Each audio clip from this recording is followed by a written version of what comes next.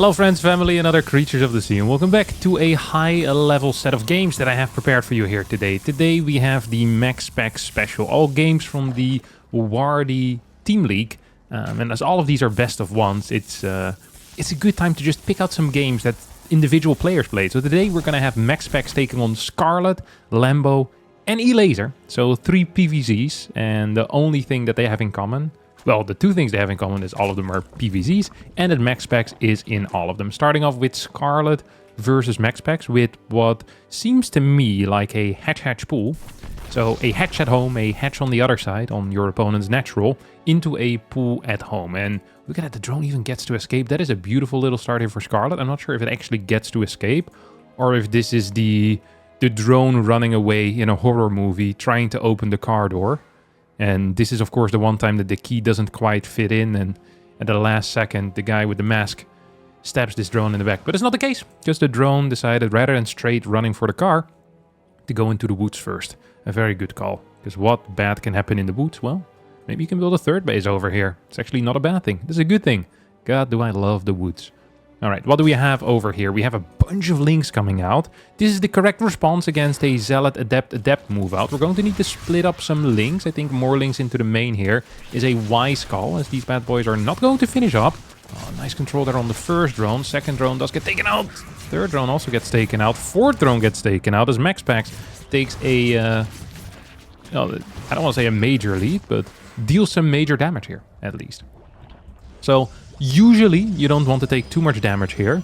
I actually wonder if the correct play to make is to just keep all your drones in the main base for a little bit, right? You can probably survive with significant... What the hell are these sport timings? Oh, this was just turned into a sport to dodge an adept shot and then forgot to cancel it. Fair play. Like, I wonder if the correct call is just to send 2 queens downstairs, or 1 queen downstairs to start poking, and then have the rest of your links in the main base. Because do you really need your drones mining from your natural? It's probably better to keep 6 drones alive than to have a bit of oversaturation in the main base. At least in my mind, that is going to be the case. Like, this is a lot of damage that Maxpax is dealing here. Way too much, one could even say, as these 2 shades are not going to quite finish up. Stargate here. Going to start its Oracle. So the advantages, which is what I was gonna say, is usually that Scarlett or the Zerg player has a relatively quick natural, delays the natural of the opponent, and on top of that also has to deal with later oracles, because the oracle will be later due to the, you know, the double gate and the adepts that are being built there, the warp gate that's being constructed. So I mean, this oracle is, what is a standard timing for an oracle to pop out? What should I say? Maybe like 330 or so, 335, and 340. This thing came out at like 420, even later, like 428, 429. This is a pathetic oracle. This guy is so late. Way too late for an oracle. No, it's not okay. Still gonna show up here and at least kill 1 queen, which is nice. Love killing queens in a video game, obviously. Don't worry if you're a monarch around the world. I am not coming for you. Quite yet. First, I'll get my... No, just kidding. Okay, Evolution Chamber here starts in the natural. We have a bit more eco coming in here, a bit more gas eco. As despite the poor start, by the way, look at this. Look at this. 6 drones were lost in like the first 3 minutes. Despite that, we're going to have Maxpax and Scarlett meet up at the 40 drone mark, which is exactly what you want as a Zerg. Or like, this is an even game. So...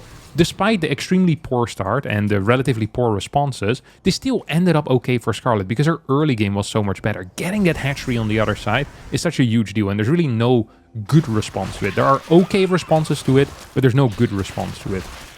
As these adepts are taking a beating and a half, Oracle's gonna come home. I wonder if you even want to kill this pylon right now or not. Scarlett says yes, and then Scarlett says no. You're allowed to change your mind.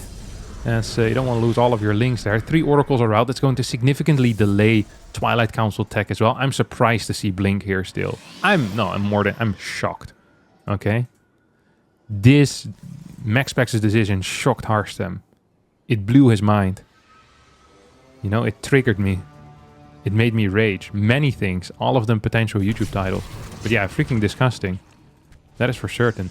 Blink here. The reason why I'm so surprised by this is because this is going to be extraordinarily late. So this is defensive blink. This is not going to be walk across the map and kill a fourth base. Like, this is going to be walk across the map and hope that I can deny a seventh, maybe.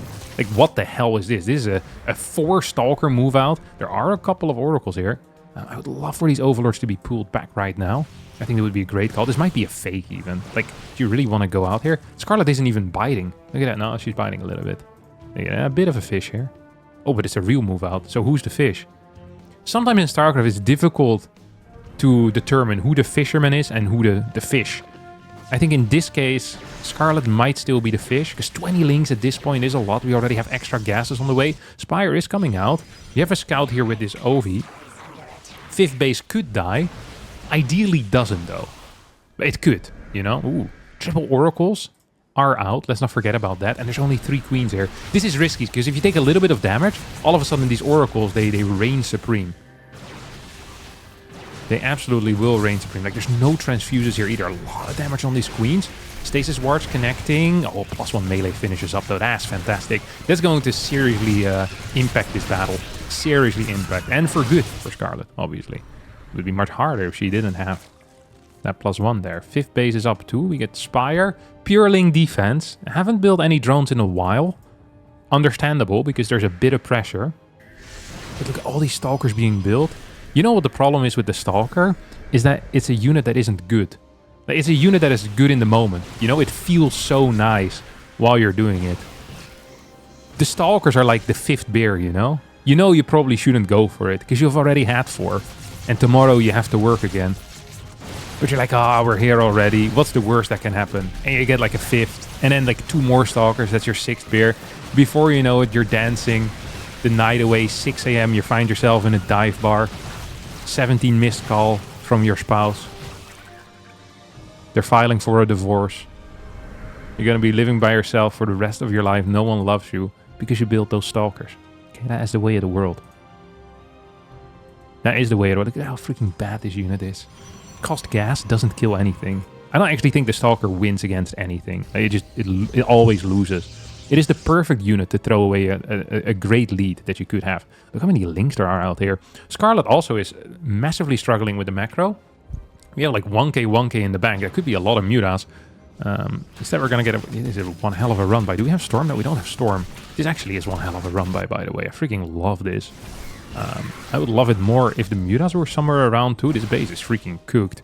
Gonna get a cancel on these mutas, I can only imagine. We're gonna need an alternative 5th base right now. I've always been a bit of an alternative guy. Remember growing up, hip-hop was very popular, and I was more into rock. Oh, showing the mutas here is disgusting. That is not what you want at all. That is not at all what you want. This is the first Phoenix that's now coming out.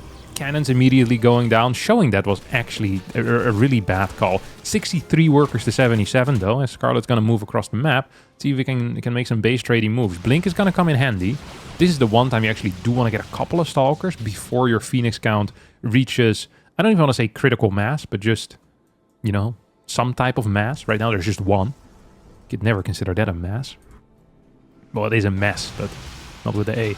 Alright, melee attacks level 2 finishing up as Scarlett enters the natural as a surprise. And not the happy kind of surprise. The type of surprise you get when you get out of your car, get smacked in the head with a hammer. Someone tries to steal your watch. You posted a picture of your Rolex on social media. Big mistake. Yeah, it's, I mean, mutas are just entering the main base. Lots and lots of links here are going down. Oracles are doing quite some work. Oh my god, I think Scarlett might be winning accidentally. What a beautiful little run by. +2 is going to get taken out. It would be a big deal. Oracles being blasted here too. There's just a single Archon, I think. No, there's 3 Archons. Counting has never been my strong suit. 21 workers have gone down. Oh, mutas are going to continue fighting into these stalkers. It's always a bit dodgy to do this, in my mind.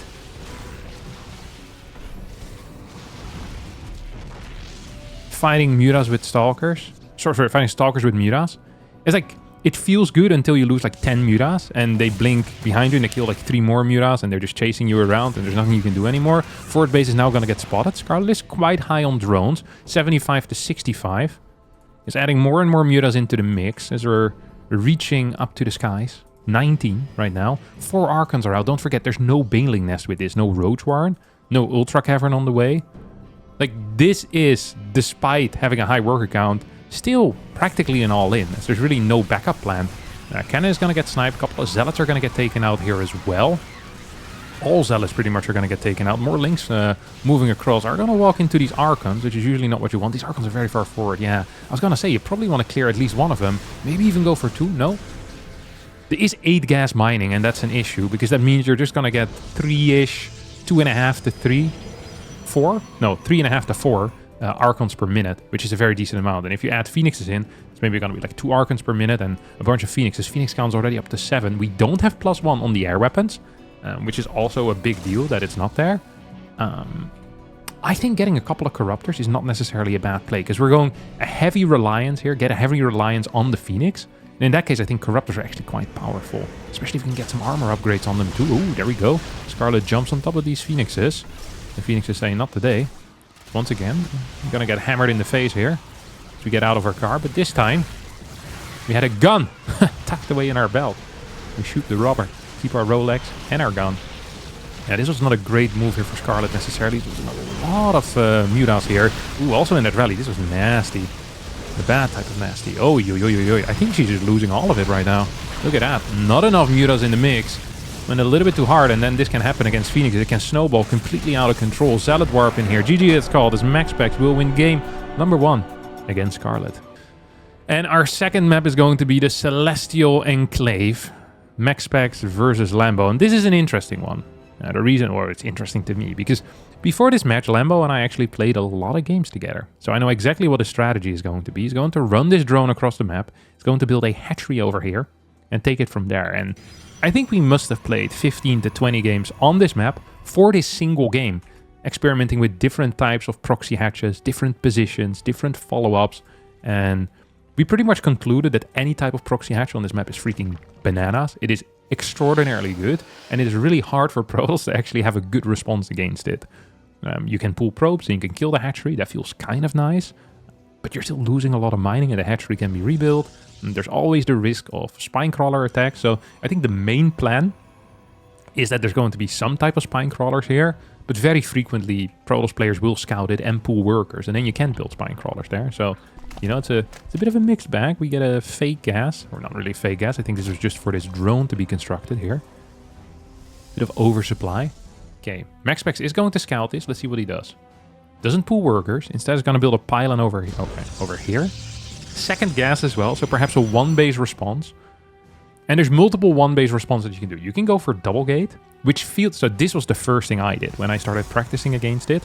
I started going core, zealot, and then add a second gate. I had some success with it, but not a whole lot of success. I played a bunch of like robos in my main base as well. I really went for a lot of different variations that I tried to, you know, get going. Drones are moving across the map. It's going to be triple spines. We have a bunch of links moving across as well. There's 12 workers mining at home against the, well, it's 14 workers on minerals, which is really the most important resource when it comes to judging someone's economy. Of course, the gas is going to go into tech here. So the first 3 drones are coming out. Links on the way. Now, the scary thing about this, by the way, is that he's going to build a full wall here, isn't he? Okay, full wall with a gateway. You need some type of tech, because you can't kill spine crawlers with just gateway units. You're either going to need void rays or you're going to need immortals. If you do not have these 2 things, life is just genuinely going to suck. We're going to get double batteries. You just don't have enough damage output against triple spine. On top of that, links are also going to start knocking on your wall here. So you'll need to keep 1 unit in your natural to deal with that. And that unit is going to be this adept. It will be great at dealing with that as well, by the way. This is exactly what you want. Lambo's just going to move it back a bit. Can attack these rocks if he wants to with these links as well, and it could spread the attention of this adept. Adept is now going to move in, and look at that. Lambo immediately realizes, hey, something's going on. Let me pull away.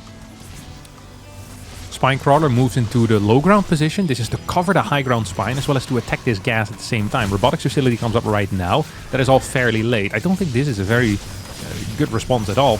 Second spine is coming to high ground here too. Fourth spine is on the way, as well as a second queen, as links have entered the main base and are now actually chomping away at this Adept. Adept is barely going to survive, but batteries are falling low already, as against triple spines, this is what I meant. You just don't have the damage output. You need some type of tech unit, and I personally believe that the robotics facility is a great call, but you need it significantly quicker, and it's hard to get an Immortal out at this time already.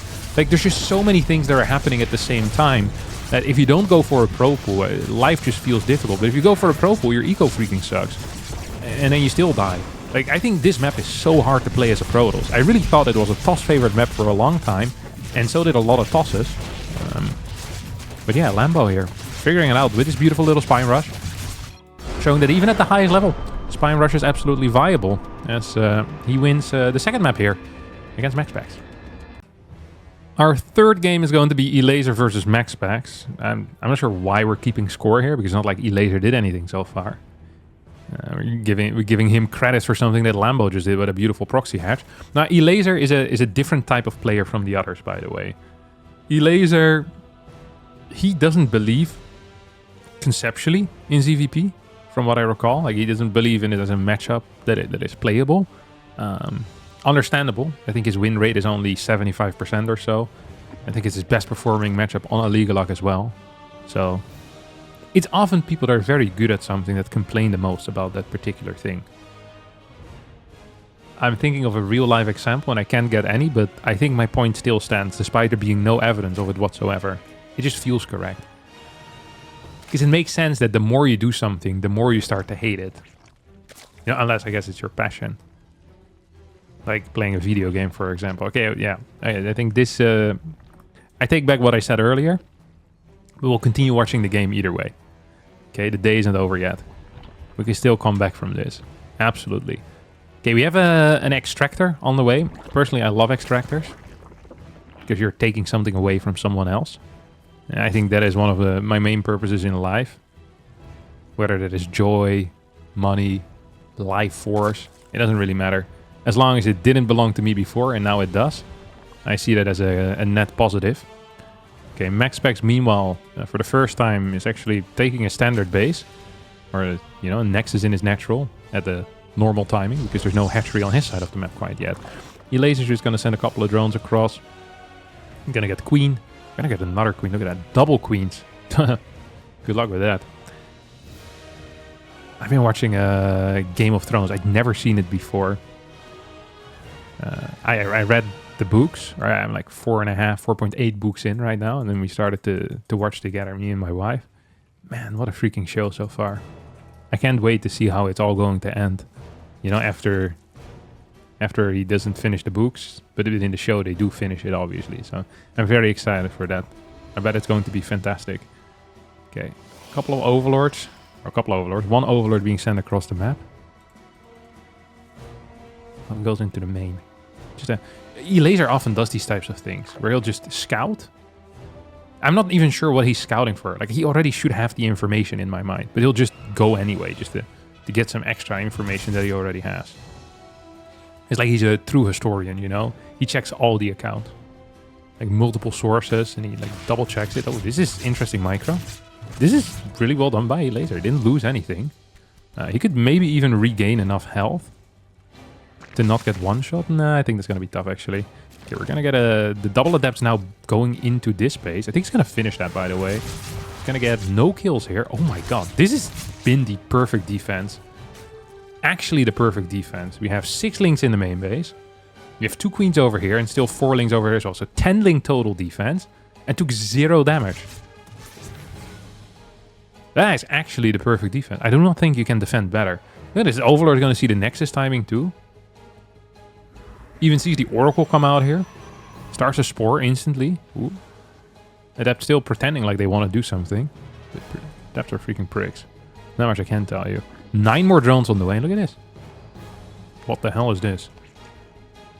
It's like a zoning Spore? Doesn't make any sense. There's no... It's gonna go up to 5 queen. He doesn't... He only has 1 queen in the main though. Wait, he has 3 queens in this area. Oh, he goes for a 3-1 split. This is a very odd type of split. Because there's 1 on one side and 3 on the other. An even split would be 2-2. Yeah. I don't quite understand what the purpose is of this, though. It's like to have a harder time on one side and an easier time on the other. Oh, no cancel on that spore. What started as the perfect start now is a start that is, well, really far from perfect. Oh, we get a couple more drone kills here. Oh, a couple more. Like, you know what? I feel like my early game went too well. Let me throw that out of the window here. Love to see it. God. Love it when people throw stuff out of the windows. Especially when it's big advantages. Okay. Third base is set up. We're not chrono boosting. Once again, we're going blink. This time it feels more natural, though, than it did against Scarlett. Like, there's going to be some type of timing here, you know? Not the best timing in the world, but there's going to be a timing at least. We have extra gases coming in. No lair. No +1. We do have a supply block. It is a confusing early game here so far. The most confusing early game. No wall either. That means that Elazer is not really afraid of anything. It's gonna go double hatchery. Dude, he's been supply block for like half a minute there. Like legit, a 35 second supply block on 74 out of 74. Very painful. It's gonna make it difficult to deal with Maxpax as incoming threat. There's no creep leading out towards the 5th base either. People often say no gain, no pain. I often say no creep, no 5th. It doesn't rhyme, but it is still true. I also like that when people say that no pain, no gain. They think that the pain is the thing that gives them the gain, you know? But just inflicting pain in yourself like doesn't necessarily get you the gain. Like if you start pouring hot candle wax like on your nose every morning, like your biceps aren't going to grow bigger. Like the pain is a side effect. It's not like the main cause, you know? You're like no bicep curls, no gain for your arms. I feel like these proverbs need to be a little bit more specific. Otherwise you get some idiots just pouring hot candle wax all over themselves every single day. It's like, what's the point? Like there's no gain there either. I guess the saying isn't hot candle wax on your nose. No hot candle wax on your nose, no gain. But, you know, you could logically get there. Because it's probably pretty painful to do that.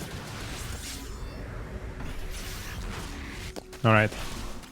2 zealots hitting the 4th base. I love that because it means we're not building stalkers anymore. We built 10. I think this is like...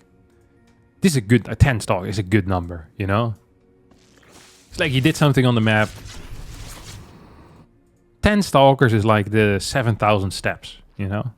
It's not quite the 10k, but it's good. You know, you managed to do a little bit. You get out there. And it's also...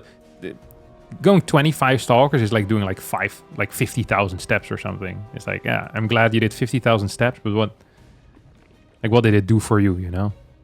Like you wasted your entire day. You spent like 10 hours walking. Like, fantastic. Is this really what you wanted to do with your life? Just stepping? No, of course not. Straight going up to 8 gas is pretty crazy. That is a bit busted. I wonder how he's going to use his units here. I'm most interested in that. He has a prism out on the map. He's going to get 2 Archons. And we have 2 Templar. This, I think, is one of the hardest stages of Protoss versus Zerg. Is where the Zerg has Hydraling Bane. Which, I think there is a Baneling nest. What the hell is this?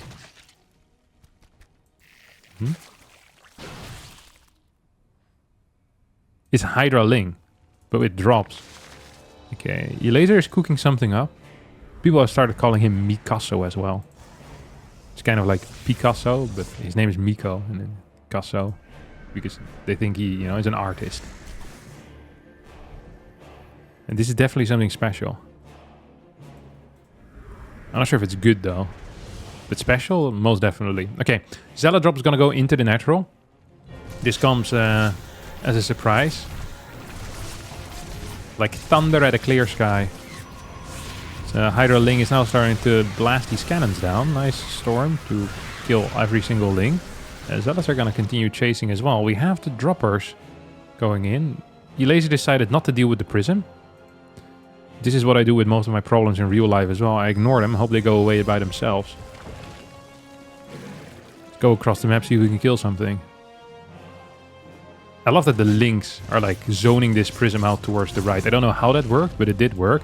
Same time the drop comes in. Ooh, forgets to drop here with one of the overlords. 2 Overlords going down before anything big happens. It's going to go for a pickup. This is probably the worst thing that could have happened, because he dealt no damage and lost a lot of stuff. On top of that, it's been...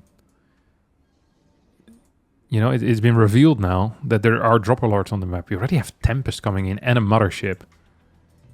Like, Maxpax is not taking any hostages here. He says, you want to drop? That's allowed. Good luck dropping into my Tempest. He's going to try again, and he's the weak Overlord in front. I mean, this is just not going to work. This is not going to work. The Hydras now hit the natural. We have a triple army split here, which is beautiful. Looks real nice. And look even nicer is if these Stalkers are in the right spot in the natural. Nope, not quite. Are we going to blink forward? I don't think you can blink into this anymore. It's the pylon and cannon, or the cannon is going to go down. The Hydras here are on the top floor right now, but probably not where they want to be. Hydras in the natural dealing a lot of damage though. 13 workers do end up falling. 14 workers end up falling, which is a lot. At the same time, we have a flyby here with these oracles going absolutely nowhere. Single Zealot is smashing a couple of drones' skulls in. 15 more Hydras coming in. I mean, this Overlord drop comes to an end. I think all of these will fall. No, they won't. Okay, 2 Hydras do get to escape. That's nice. And Elazer's going to need a little bit more here than pure Hydra Ling with 1/1 upgrades. We have 2 Tempest out. We have 0 extra Tempest on the way. We're going to go for +1. I'd love to see just like 2 more cannons here in the net. I think it would be fantastic. You're not going to lose a fight over here. You're simply not going to lose a fight over here either. Like, our setup is so freaking secure right now. 4 Templar get warped into the natural. Oof, that's bad. That is real bad news, because these Templar turning into Archons now might never see the day where they turn into an Archon. Like a Charmander that gets murdered by Professor Oak to do some eugenics testing on. He'll never become a Charizard. Neither will these Templar ever become an Archon. Freaking disgusting. What is that all about, huh, Professor Oak? Poor Charmander alone. Okay. GG gets called. Maxpax is going to win this game and does win 2 out of 3 games.